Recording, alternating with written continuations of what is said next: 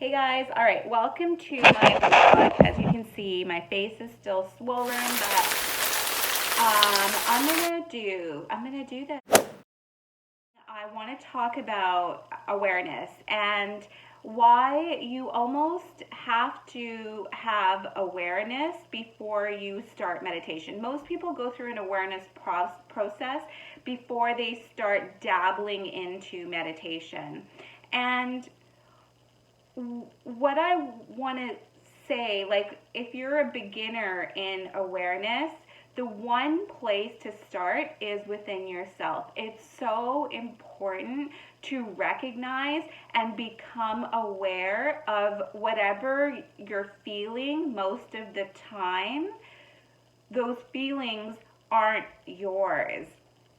So when I was in my kind of like awakening phase, I began to recognize what type of things made me happy, gave me feelings of peace, joy, love, like neutrality, balance. What made me angry? It seems really easy, right? Like, oh, that's easy to do. It's actually really difficult to do.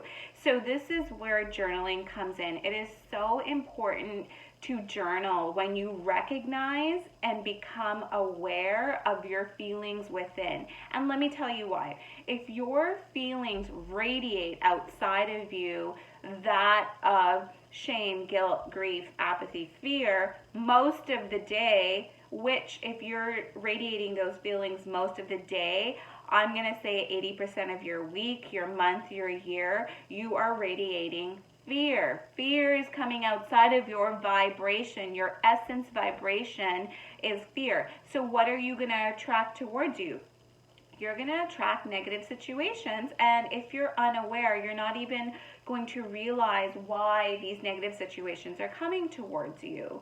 So it is really important to pick up on that and recognize the vibration, the feelings that you're in when they're extreme. And you have to know that when you're in that phase of like extreme, whether it's extreme anger, hate, and you are lashing out at somebody, or it's extreme love, like infatuation, that both of those extremes are ego. So I'm not saying to recognize your vibration when it's in extreme. I'm saying if you're driving to work, take a breath, become aware. One breath. Go, become aware of how deep that breath goes into. Does it go to the bottom of your lungs? Does it go to the bottom of your stomach? And recognize which state of feelings you are in at that moment.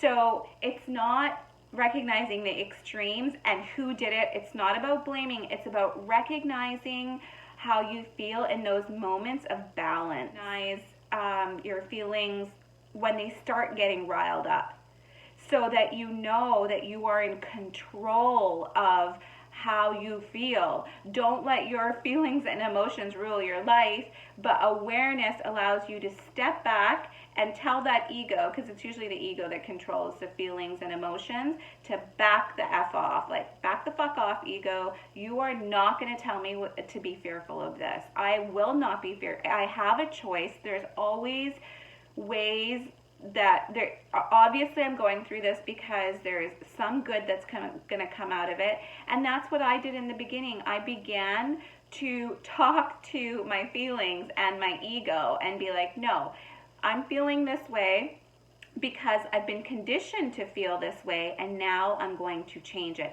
Because as you grow into a higher vibration, a more uplifted vibration, that's when the true joy comes out. And that's when what your soul, your essence within you, starts attracting all that you really want. And all of us really want security, stability, freedom, love, all of that. If you are not able to vibrate in joy most of the time, which most people aren't able to, you will find, like, even if you vibrate at that anger, desire, fear level, you will find that you will get gains. Like, gains will come to you, but they won't last. They'll come to you because there's moments and spurts, and you kind of are working towards it because you're putting your mind to it.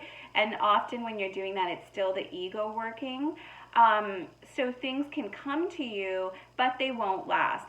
Like you'll see that in relationships. Like sometimes you feel like you've attracted the perfect person, but that person doesn't last. They end up leaving. Or even like those lotto winners. If you have a person who is in a very low, a poor mind state vibration, who happens to win the lottery because they did attract it, their mind could have attracted it, a lot of lotto winners end up losing all their money and go back to square one. It's because they are still in that vibration of lack. So they lose it all. They'll win it and then they lose it all.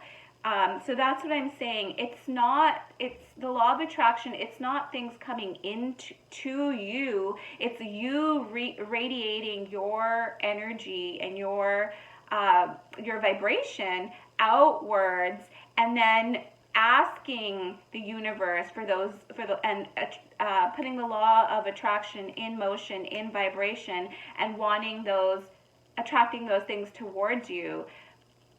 So if you're at a low vibration, your energy is going to hit the dimension, like this third dimension. Every thought is recorded in the universe, let me tell you. Every positive thought, every negative thought. If you are in a lower vibration and you're, sorry, my having trouble swallowing a little bit because my gum is swollen. Anyways, so if you're vibrating low vibration such as fear or whatever, your vibration is going to stick to other people's thoughts of fear that are out in the universe. And these dimensions are lower dimensions because the universe works in dimensions. That's how energy patterns, the higher the dimension, the lighter you get, the more peaceful joy, more peace, joy, love that you emanate. So if you are vibrating at a lower dimension, your thoughts, if your thoughts and your feelings are, you will get stuck in that dimension where the universe